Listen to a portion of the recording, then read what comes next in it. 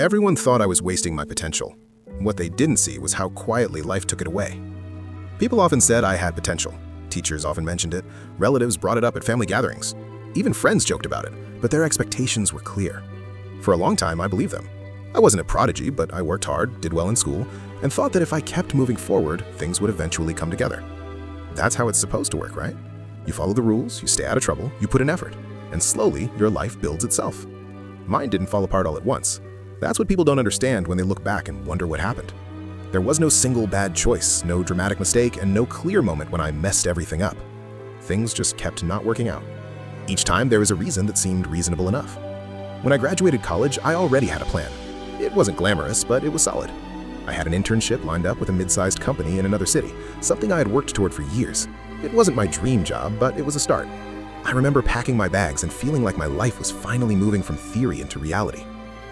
2 weeks before I was supposed to leave, my dad started having trouble getting out of bed. At first, we thought it was stress. He had always pushed himself too hard and ignored his body until it forced him to stop. But the days went on and his weakness didn't go away. Doctor visits became tests, tests turned into waiting rooms. Suddenly, my departure date felt less important than whether someone was home to help him through the day. I called the company and explained the situation. I was nervous and embarrassed, already worried about how it sounded. They were kind and told me family comes first. They said to reapply when things settled down. Everyone around me said the same thing. Friends, relatives, even my professors. "You're doing the right thing," they said. "Opportunities come and go, family doesn't." I believed them. I stayed. Months passed. My dad improved, but not in a neat way. He wasn't sick enough to need full-time care, but not well enough to be left alone all day either. My mom worked long hours. I took a part-time job close to home, telling myself it was temporary and that I'd return to the job market as soon as things stabilized. When they finally did, I applied again. New companies, similar roles. I got interviews, real ones, and made it to final rounds. I started to feel that familiar momentum again, like maybe the pause hadn't cost me as much as I feared. Then my mom fell. It wasn't dramatic, no ambulance, no broken bones at first glance. She slipped on the stairs one evening and laughed it off, but by morning she could barely put weight on her leg. The doctor said she'd need surgery and weeks of limited mobility. My dad wasn't fully back on his feet. There was no one else nearby who could help. I emailed the recruiter 2 days before my interview. I rewrote that message at least 10 times, trying to find the right balance. Responsible but not unreliable, honest but not desperate. They never replied. That was the first time I felt something shift inside me. Not anger, not sadness, just a quiet understanding that every time I stepped away, the world didn't pause. It kept moving, and I was expected to catch up on my own. I kept trying. That's what people forget when they assume you gave up. I didn't. I kept applying and adjusting. I took jobs that weren't tied to my degree because they paid the bills. I told myself it was better to stay afloat than chase something uncertain. At first, friends still asked about my plans. "So what's next?" they'd say. "Any interviews coming up?" I answered honestly, at least in the beginning. I explained the circumstances, the timing, and the responsibilities. They nodded and said things like, "That makes sense, and you'll figure it out." Over time, those questions changed. They became vaguer. Instead of "How's the search?" they became "How's work?" Then they stopped altogether. Conversations shifted to promotions, moves, and office politics. I listened more than I spoke, laughing at the right times, offering genuine congratulations even when they stung. I started turning down invitations without realizing it, not because I didn't want to go, but because it felt harder to sit at a table where everyone's lives were expanding while mine stood still. Eventually, the invitations slowed down on their own, not as a statement, just as a natural adjustment. I don't think anyone meant to leave me behind. It just happened. My parents didn't pressure me, but I could feel their expectations quietly lowering.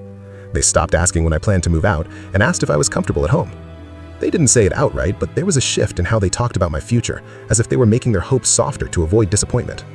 That hurt more than any argument would have. Years passed like that. Not wasted years, but stalled ones. I worked, I helped at home, I paid bills.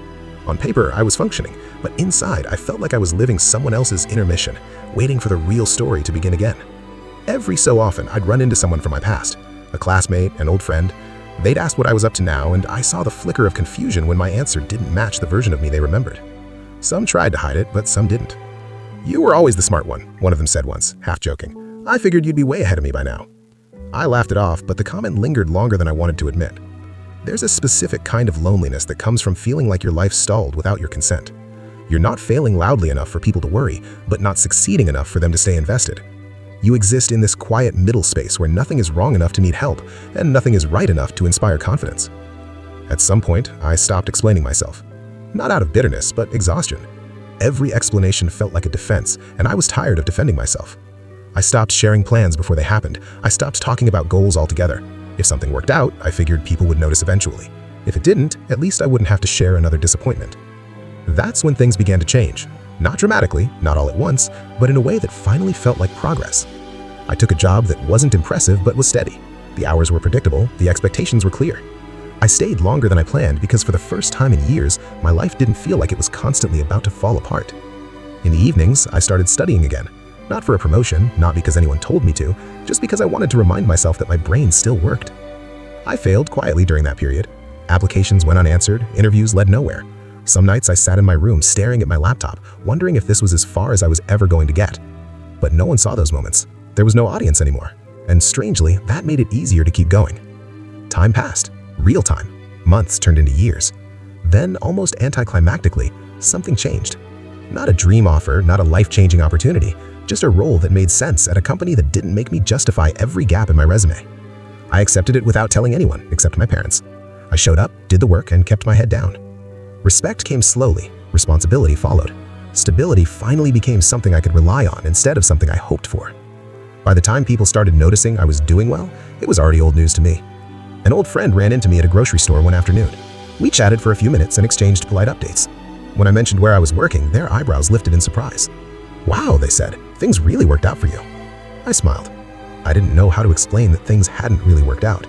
The experience had worn me down, left me alone, and eventually allowed me to rebuild in peace. I don't hold grudges against those who drifted away. Life moves forward. Not everyone waits. But I did learn something important in those quiet years. No one had taught me when I was younger and full of promise. Potential doesn't disappear when no one's watching. It just learns to survive without applause. After that grocery store encounter, I thought I'd feel some kind of satisfaction. Maybe I'd finally crossed an invisible line and earned a reaction. Instead, I felt strangely empty. Not disappointed exactly, just aware of how much time had passed without anyone really noticing. That was when I realized my life had split into two versions. One was what people remembered, frozen in their minds as the kid with potential. The other was the life I was actually living now, shaped by years they hadn't seen. The gap between those versions felt impossible to explain, and honestly, I stopped wanting to try. Work became routine in a good way. I learned who I could rely on. I figured out which tasks mattered and which were just noise. I made small improvements that no one celebrated, but they added up over time. I started being asked for input, then advice, then help. Each step felt small, but together they rebuilt something I thought I'd lost forever. Confidence. Not the loud kind, the quiet kind that doesn't need reassurance. My parents noticed before anyone else. My dad started asking about my day again, not out of obligation, but out of curiosity. My mom began introducing me differently to relatives, mentioning my work with a pride that felt careful, as if she didn't want to jinx it. I didn't bring it up with them. I understood why they were cautious. We had all learned how fragile plans could be. Friends reappeared slowly. A text here, we should catch up there. Some of them meant it, some of them didn't. I responded when I had the energy. When I didn't, I let the message sit without guilt. I'd spent too long measuring my worth by how available I was to people who had moved on. There was one moment that stayed with me more than the rest. A former coworker from one of my earlier, less stable jobs reached out after seeing my update on LinkedIn. They congratulated me and said, "I always knew you'd learned on your feet."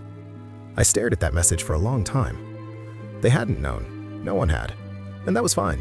It didn't invalidate the work I'd done in silence, but it did remind me how easy it is for people to rewrite history once the ending turns out well. I never corrected them. As my life stabilized, I noticed something else changing too, my relationship with time.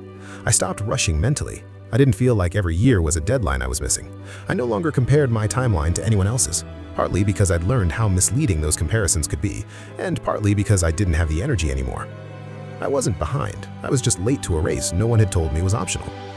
Every so often, I'd think back to those earlier years and wonder who I might have been if things had gone smoothly, if my dad hadn't gotten sick, if my mom hadn't fallen, if opportunities hadn't slipped through my fingers at exactly the wrong moments. But those thoughts didn't spiral the way they used to. They came and went like weather.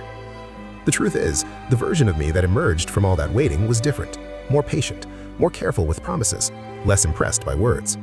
I trusted consistency over enthusiasm, actions over reassurance. I'd learned what it felt like to be left behind without being abandoned outright, and I carried that awareness into everything. It made me gentler with those who were struggling quietly and firmer with those who expected loyalty without effort. If there's one thing I wish I could tell my younger self, it's this. Life doesn't always reward effort on time. Sometimes it delays things long enough that you start questioning whether the reward exists at all. But that delay doesn't erase the effort, it just hides it from view. People will come and go, expectations will rise and fall. But the work you do when no one's paying attention still counts. I'm not extraordinary. I didn't beat impossible odds or prove anyone spectacularly wrong. I just stayed. I kept moving in small, unremarkable ways while the world looked elsewhere. And one day, without any fanfare, my life caught up to me. If you're in that quiet stretch right now, the one where nothing seems to be improving and fewer people are checking in, I hope you know this. Silence doesn't mean you're failing. Sometimes it just means you're doing the hardest part alone. And that matters more than anyone ever admits.